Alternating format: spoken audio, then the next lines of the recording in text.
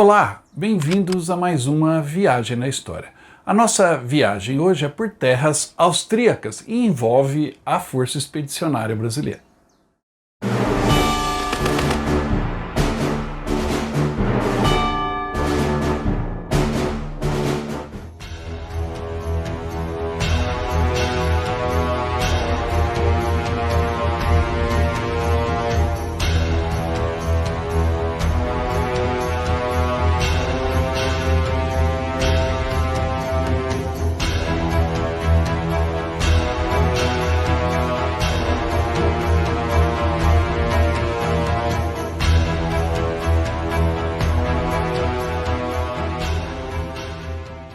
A Áustria é um dos destinos de nossas jornadas pela Europa e os seus campos de batalha. Você sabe, sempre levamos grupos de brasileiros para visitarmos os campos de batalha da França, da Alemanha, da Itália, da Holanda, Bélgica e também da Áustria, já que a Áustria faz parte da história da Segunda Guerra Mundial, desde a anexação pelos alemães até a liberação pelos soviéticos e aliados. E o Brasil poderia ter feito parte das tropas de ocupação austríacas. Esse é o tema do nosso programa de hoje. Mas então, se você quer conhecer os campos de batalha, museus e memoriais da Europa, entre em contato. Temos vários grupos para este ano e para os próximos anos também. Já vá se programando. Nos séculos XVIII e XIX, o mundo viu a ascensão do Império Austro-Húngaro sobre a Casa dos Habsburgos. Este império dominava o coração central da Europa e impunha, com seu poder econômico e militar, influenciando a história da Europa como um todo. E até o Brasil já teve, naqueles tempos, uma aproximação com a Áustria através de casamento do Dom Pedro I. Mas isso é uma outra história. O que nos interessa aqui hoje é que, após a Primeira Guerra Mundial, assistimos o esfacelamento do Império Austro-Húngaro, que por sinal foi o causador maior da Primeira Guerra Mundial com o assassinato de um dos herdeiros deste império, e a partir do desmoronamento deste império, uma nova política surgiu na Europa Central. A Áustria se transformou numa república e logo foi envolvida nos ventos da Segunda Guerra Mundial com a anexação do seu território por Adolf Hitler, e a partir daí a bandeira nazista passou a ser também a bandeira austríaca. E isso perdurou até a libertação da Áustria no final da Segunda Guerra Mundial e a consequente ocupação do território austríaco. E a Segunda Guerra Mundial atingiu duramente a Áustria. Os alemães a transformaram numa espécie de território satélite que barricava o solo sagrado alemão do avanço soviético, ou seja, a Áustria sofreu primeiro as consequências do ataque que vinha do leste. Com isso, o território austríaco viu, no final da guerra, terríveis batalhas, e muitas delas até que esquecidas, porque o foco naquele momento é para a Normandia, o dia D, a guerra na Europa Ocidental, ou então o grande avanço soviético em direção à Alemanha. Mas a Áustria estava no meio do caminho, e as batalhas que ali aconteceram foram batalhas terríveis, sangrentas, violentas, cujas marcas se fazem sentir até hoje, embora muitos não saibam disso. Alguns historiadores afirmam que a Segunda Guerra Mundial começou na realidade em 13 de março de 1938, quando a Alemanha anexou a República da Áustria e a converteu numa província do Terceiro Reich, com o nome de Ostmark. Teria sido então a Áustria a primeira vítima do expansionismo nazista. Logo após essa anexação, a França aceitou, e com isso o destino da Áustria estava selado, pois ela só voltaria a ter um Estado soberano muito depois do fim do conflito mundial.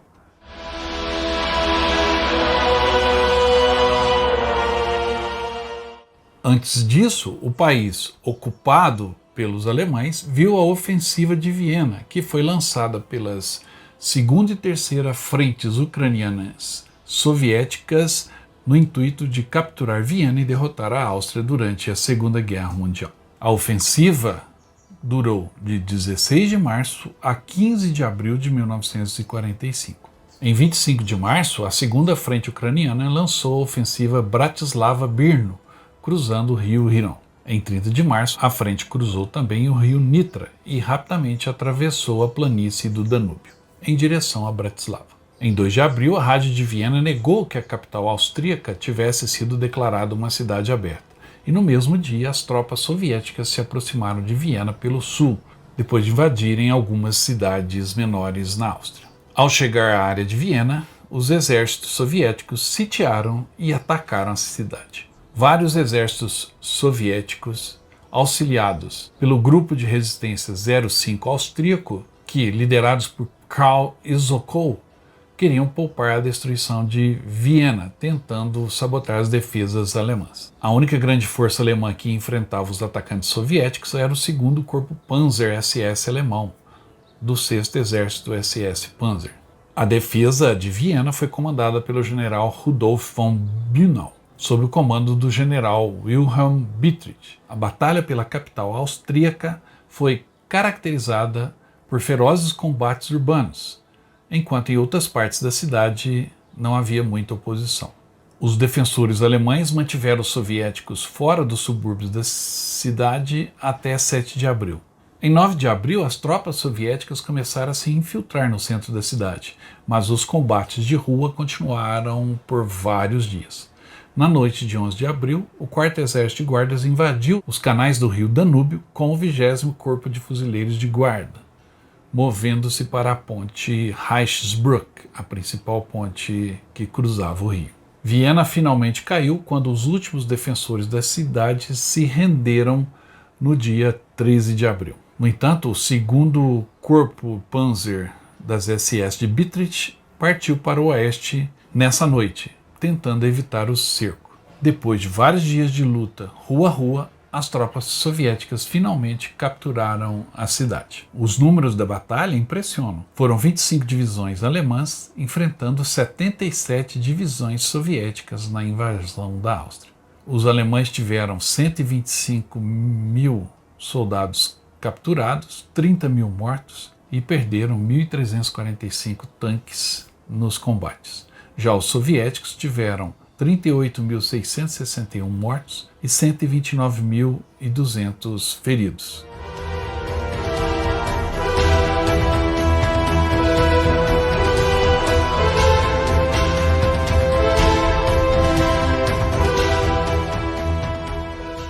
Nesse momento conturbado do início da Guerra Fria, a repartição dos territórios ocupados pelos aliados na Alemanha e na Áustria e o surgimento da cortina de ferro com os países do leste europeu, nesse momento, logo após o final da guerra na Europa e ainda com a luta continuando no Pacífico, surgiu uma oportunidade para as forças brasileiras se transformarem em forças de ocupação no solo da Áustria. Ou seja, o Brasil teve, nesse momento, uma oportunidade de deixar de ser um coadjuvante na Segunda Guerra Mundial, embora com uma participação valorosa, e se transformar em um país que tivesse voz ativa na política internacional, inclusive na criação da ONU, pois seria um dos países que teria uma ocupação em território conquistado do inimigo.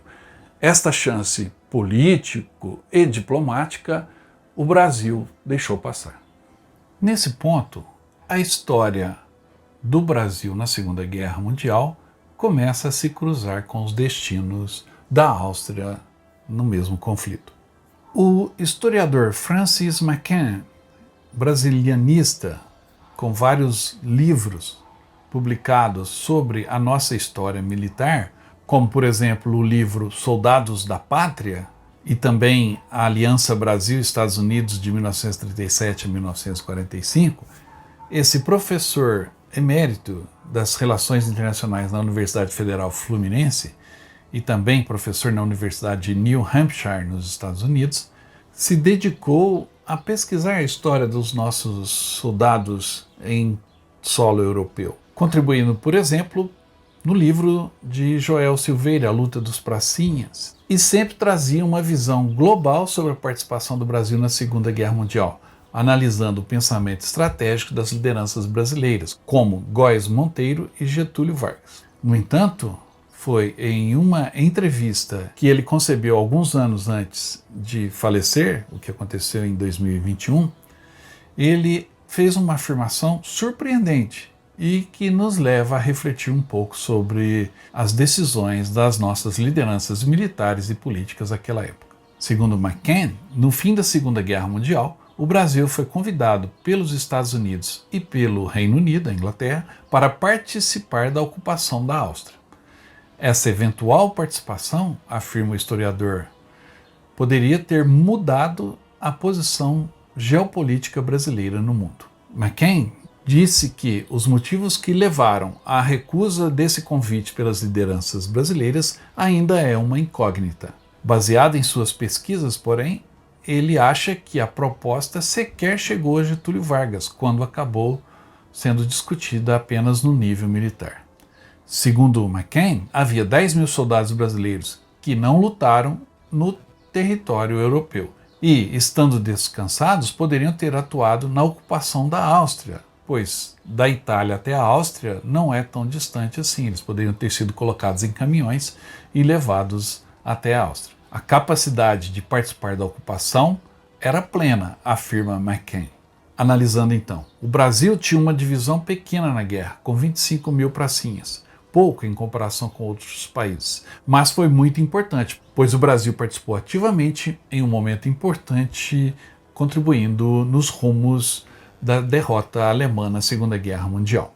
As suas pesquisas envolveram arquivos americanos e principalmente testemunhos de pessoas que estavam na Itália, diplomatas brasileiros, militares americanos e britânicos que, em cartas, falavam sobre esse convite. Os americanos, segundo McCain, precisavam de tropas, era uma questão de números. Na época dessa conversa, a guerra já tinha acabado na Europa, mas ela não tinha acabado no Pacífico. As tropas americanas na Itália foram enviadas ao Pacífico.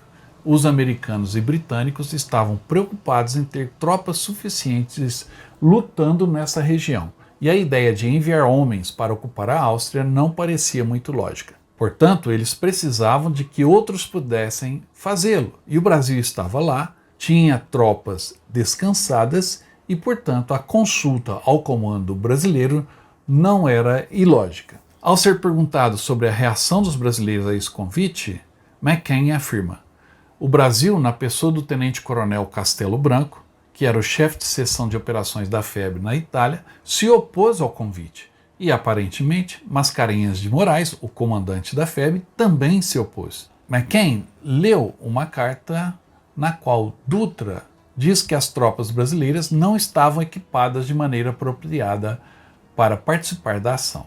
E diz que, na verdade, isso foi muito estranho. A decisão não era uma questão militar, mas sim política. Deveria ter sido uma decisão política. Mas McCain afirma que não saber se o convite chegou a ser debatido politicamente.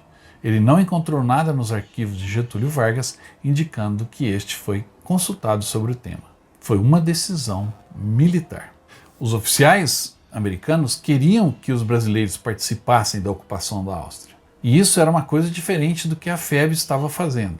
Parece que o general Mascarenhas acreditava que suas tropas não tinham sido apropriadamente treinadas para uma ocupação, diz McCain. No entanto, ele diz também que não pode afirmar com certeza. Mas a FEB tinha 25 mil pracinhas na Itália em 1945, sendo que 15 mil participaram de batalhas e outros 10 mil ficaram apenas em treinamento. Portanto, haviam 10 mil homens que não lutaram, que não estavam cansados e que poderiam ter sido colocados em caminhões e levados para a Áustria, que não ficava distante. Muito estranho que o Brasil, ao receber o convite e estando em condições de participar da ocupação da Áustria, tenha abdicado deste convite. Politicamente, segundo McCain, essa não foi uma decisão muito boa, porque isso teria mudado o status do país. O Brasil, de aliado, passaria a fazer parte das forças de ocupação. Não sabemos o que poderia ter acontecido, mas McCain afirma achar que a participação brasileira na ocupação austríaca poderia ter aumentado o prestígio do país, poderia ter mudado a discussão sobre uma cadeira permanente para o Brasil no Conselho de Segurança da ONU, que foi criada nesse período.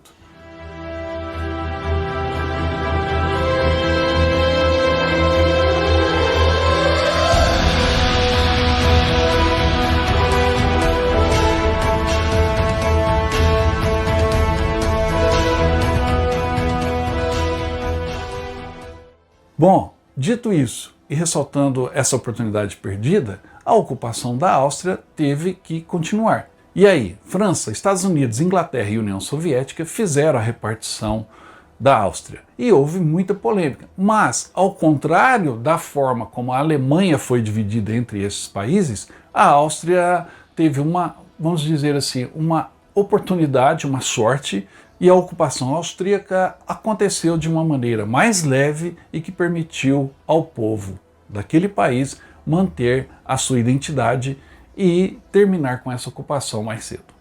Essa ocupação, no entanto, não foi muito tranquila. Assim que os exércitos de Hitler foram empurrados de volta à Alemanha, o Exército Vermelho e o NKVD, a Polícia Política Soviética, começaram a vasculhar os territórios capturados. Eles prenderam cerca de 1.500 soldados e 1.655 civis. No entanto, nas semanas seguintes, os britânicos renderam mais de 40 mil cossacos que haviam fugido para a Áustria Ocidental das autoridades soviéticas e da morte certa.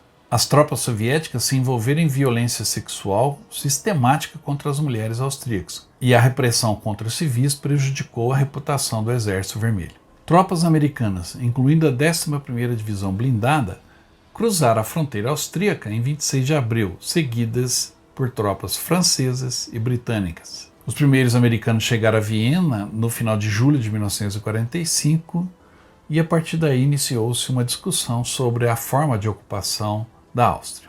Em 9 de julho de 1945, os aliados concordaram com as fronteiras em suas zonas de ocupação na Áustria. As zonas francesa e americana faziam fronteira com a zona desses países na ocupação da Alemanha, e a zona soviética fazia fronteira com os futuros estados do Pacto de Varsóvia. Viena foi dividida entre os 4 aliados. O centro histórico de Viena foi declarado zona internacional, na qual as forças de ocupação mudavam a cada mês. O país então foi dividido em 4 setores, um americano, um francês, um britânico e um soviético. Foi em um desses setores que as tropas brasileiras poderiam ter ocupado.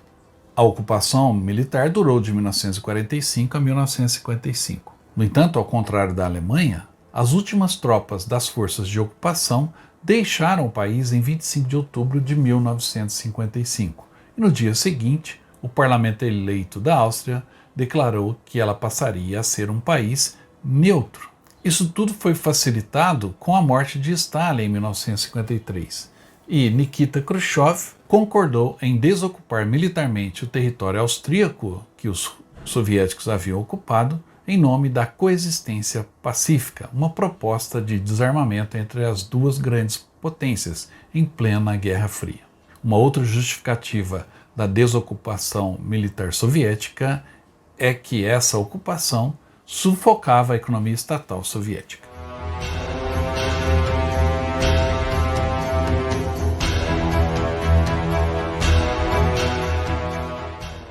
A consequência disso tudo é que a Áustria hoje é um país modelo, um país exemplar dentro da Europa, em especial na Europa Central. Ela sofreu as consequências da Guerra Mundial e da Guerra Fria, mas soube se reconstruir de uma maneira diferente. O que nos leva a refletir que sim, ela pode ter sido, apesar do apoio maciço dos austríacos a um outro austríaco, que era o Hitler, afinal Hitler nasceu na Áustria, apesar desse apoio, o governo austríaco pós-guerra conseguiu reconstruir o país de uma maneira mais efetiva, mantendo uma neutralidade em plena Guerra Fria, e hoje a Áustria é um exemplo de desenvolvimento político, social e econômico. Era isso que eu tinha por hoje, espero que tenham gostado dessa análise da política internacional no final da guerra, e não esqueça de deixar o seu like nesse programa, deixar também o seu comentário dizendo o que achou e com isso estará concorrendo a vários brindes. E não esqueça também de se inscrever no canal se não estiver inscrito. Um abraço a todos, obrigado pela atenção e até a próxima.